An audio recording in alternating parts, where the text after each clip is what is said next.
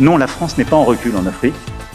Elle est simplement lucide, elle se réorganise. Je dis ça parce que quand je lis une bonne partie de notre presse et beaucoup de commentaires, les gens, en regardant avec les lunettes d'hier, disent c'est terrible, l'Afrique est en train de disparaître. Non, on a choisi de bouger en Afrique. On a choisi de bouger parce qu'il fallait bouger. On a regardé notre relation passée, mémorielle, culturelle. On la factualise, on l'assume, on se dit la vérité. Mais on ne cède rien à la désinformation et aux ingérences. 2, nous avions une relation sécuritaire. Elle était de deux natures en vérité. Il y a une partie, c'était notre engagement contre le terrorisme depuis 2013. On avait raison. Je crois qu'on a oublié de nous dire merci. C'est pas grave, ça viendra avec le temps. L'ingratitude, je suis bien placé pour le savoir, c'est une maladie non transmissible à l'homme. Et je le dis pour tous les gouvernants africains qui n'ont pas eu le courage, vis-à-vis de leurs opinions publiques, de le porter, aucun d'entre eux ne serait aujourd'hui avec un pays souverain si l'armée française ne s'était pas déployée dans cette région. Et j'ai une pensée émue pour nos soldats qui, parfois, ont donné leur vie et pendant des années se sont battus. Nous avons bien fait. On est parti parce qu'il y a eu des coups d'État. Parce qu'on était là à la demande d'États souverains qui avaient demandé à la France de venir. À partir du moment où il y a eu des coups d'État, où les gens ont dit « notre priorité, c'est plus la lutte contre le terrorisme, c'est ceci ou cela, qu'importe », la France ne mérite pas cette place. Parce que nous ne sommes pas les supplétifs de putschistes. Donc on est parti.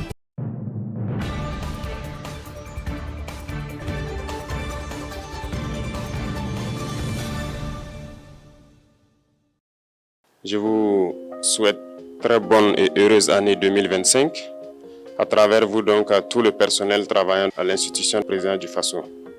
Je souhaite que 2025 soit une année pleine de santé pour vous, votre famille et vos proches, pour que vous puissiez donner le maximum de vous-même dans le travail pour le bonheur de notre peuple.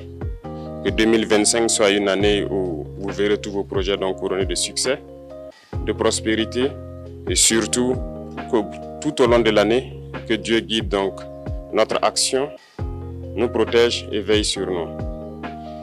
Je souhaite aussi rappeler à tout un chacun que la lutte contre l'impérialisme doit être donc intégrée dans nos gènes maintenant. Ça doit être une lutte qui se mène de façon implacable et tous les jours. Parce que beaucoup de gens n'ont pas compris ce que c'est que cette lutte jusque-là. Nos vaillantes forces combattantes sont sur le terrain. Ils mènent le combat contre les valets manipulés, ces criminels qui écument nos campagnes tous les jours et tiennent bon pour amener la paix dans notre cher Faso. Autant ils le font, nos masses populaires laborieuses, que sont les agriculteurs, les éleveurs, se battent aussi également pour qu'on puisse atteindre l'autosuffisance alimentaire à travers donc l'accompagnement de tous les techniciens du ministère de l'Agriculture. C'est très important. Et autant qu'eux aussi se battent dans l'administration, nous devrons nous battre pour changer de mentalité. Cette décolonisation mentale, c'est la partie la plus difficile. Et c'est pour ça que nous tenons à vous rappeler constamment qu'il faut changer de mentalité, revenir à nos sources et nous battre. Et c'est ça aussi le combat contre l'impérialisme. Toutes les occasions nous sont offertes pour pouvoir comprendre l'impérialisme, ses manifestations. Quand je prends dernièrement les propos d'Emmanuel Macron sur l'Afrique, eh bien, tout Africain conscient devrait donc comprendre très vite tout ce qu'il a pu nous dire et qu'est-ce que ça signifie. Le général Tiani a dit il n'y a pas longtemps du changement donc de tactique ou de stratégie des forces françaises en Afrique. Et je pense qu'il est venu le confirmer. Il s'agit de dissoudre et de garder un dispositif socle. Et Emmanuel Macron l'a si bien dit qu'on ne peut que le remercier pour cette sincérité. Même si certains ont voulu mettre la poudre aux yeux de leur population, mais la réalité finit par rattraper aussi. Ils ne partiront pas de certains pays. Ils ont juste dissous le dispositif. Vous ne les verrez plus dans des bases, mais dans les ambassades, ils seront là. Ils vont constituer des sociétés de sécurité pour sécuriser leurs sociétés qui existent dans ces pays-là. Mais les soldats seront là, mais vous ne les verrez plus en tenue ou rassemblés dans des bases. C'est tout ce que ça veut dire. Ils vont se réorganiser, mais seront là. Il a parlé de de politesse vis-à-vis de certains chefs d'État en leur donnant la primauté d'annoncer donc la rupture ou le départ des forces françaises. Ça nous importe peu, on peut dire, mais tout ce que nous savons, c'est que si vous voulez une rupture avec ces forces impérialistes, c'est simple, on dénonce les accords. Tout commence par là-bas. Et je pense que l'exemple du Tchad, en tout cas, est palpable. Ils ont commencé par dénoncer les accords. Sinon, si on ne dénonce pas les accords, juste dire que les bases quittent, on n'a rien fait. Parce que le problème se trouve dans les accords coloniaux de défense qui ont été signés depuis l'indépendance. Le plus dangereux n'est pas ceux-là que vous voyez dans les bases. Le plus dangereux, ce sont les conseillers militaires. Les conseillers militaires existent dans tous ces pays. Ils ont existé au Burkina aussi jusqu'en fin 2022, jusqu'à ce que nous prenions nos responsabilités. Et qui sont ces conseillers militaires? C'est ceux-là qui sont censés mettre en pratique la politique de la France ici. Ils doivent travailler à rendre nos armées très faibles pour que la France puisse toujours avoir l'argument d'exister ici. Sous Blaise Compaoré, ils avaient réussi. Nos sentinelles prenaient donc la garde avec des bâtons.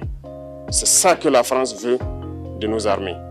Lorsque nous arrivons à cette étape, nous n'avons pas le choix que de vouloir qu'ils viennent s'installer.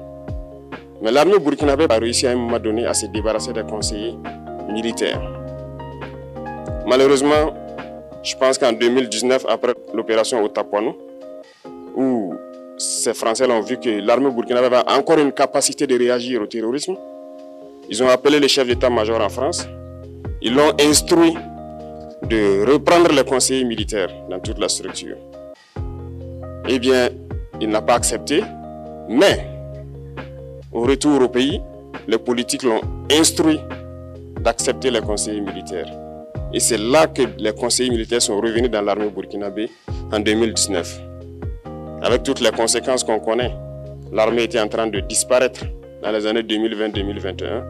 Et d'ailleurs, c'est le moment où beaucoup de militaires ont dû déserter parce qu'il n'y avait plus d'espoir. On était en train de s'effondrer. Voilà un peu comment ils travaillent.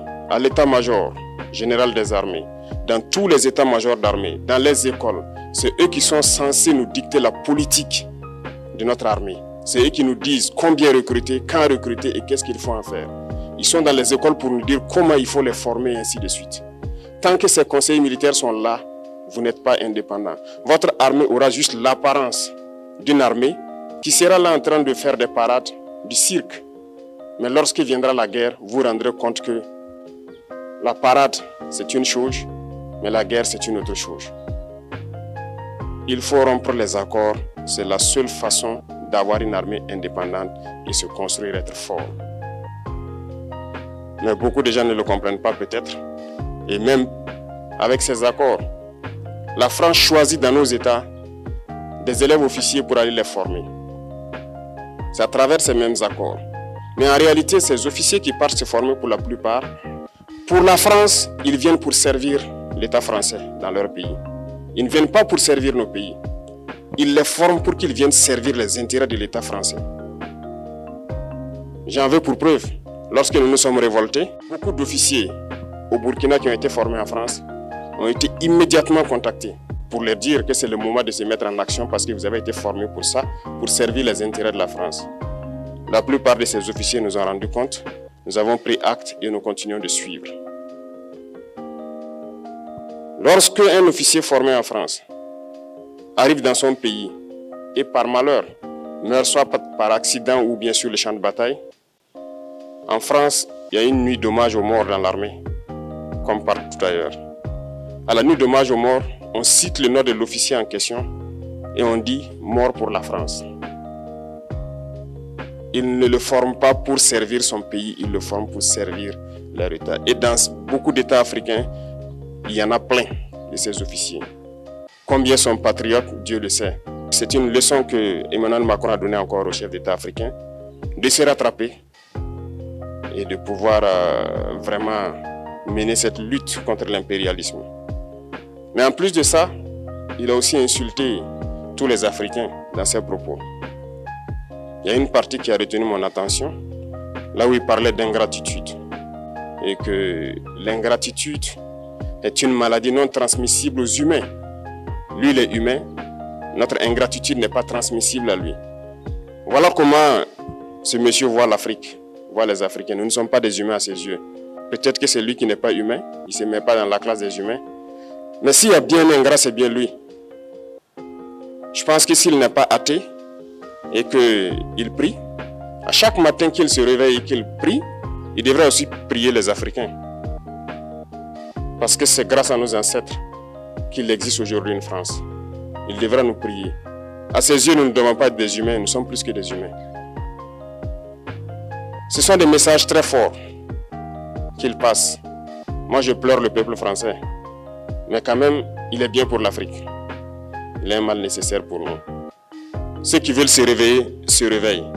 Ceux qui ne veulent pas se réveiller, comme on le dit, on ne peut pas réveiller quelqu'un qui ne dort pas. Les Africains doivent se réveiller. Nous devons travailler à être indépendants, à faire au moins ce que nos peuples connaissent le bonheur. Et la lutte contre l'impérialisme, c'est ça.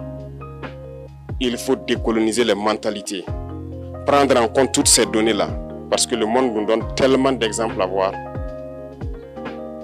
Pour eux, il n'y a pas de morale.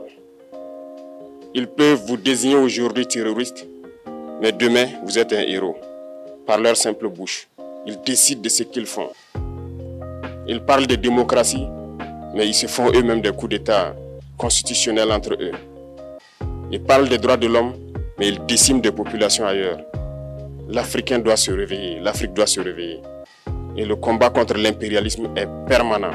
Et je vous invite à incorporer ce combat, à travailler en sorte que nous soyons réellement indépendants, que nous soyons autosuffisants et que nous puissions nous développer, connaître le bonheur, ce à quoi notre peuple aspire.